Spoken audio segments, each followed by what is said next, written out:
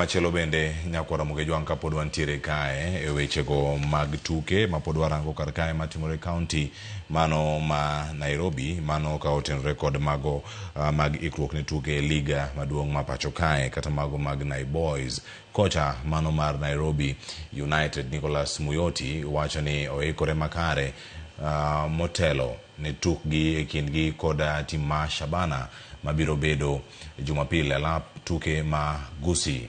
Nairobi United sani ni thuolo mar 13 gi points 16 ka Shabana ni thuolo mar 4 gi points 23. Kata kubedo ni Boys osetugo tuke 10 kende. Muyoti wacho ni moko kuom jotugo mage pod nigi hinyruok, to kata kamano oikore mano mar tiyo gi jotugo mantiere e kawo points 3 kowuok kuom Shabana FC. Nairobi United nyomedo kwan jolup kocha magin kanyakla gi jopuonj mago manyo wuok Kariobangi Sharks gi Ulinzi Stars.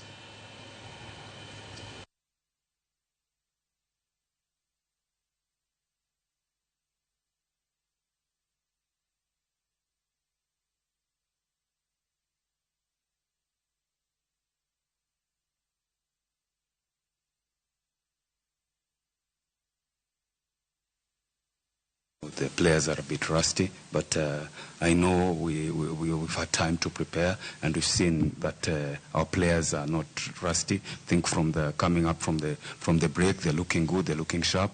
So we expect a tough one, and yeah, as always, we go for 3 points as much as possible, and I believe we have the capability to get something out of it. We are going to have a challenge, yes, but I believe with the technical staff that we have, we can manage to make sure that we give it our best.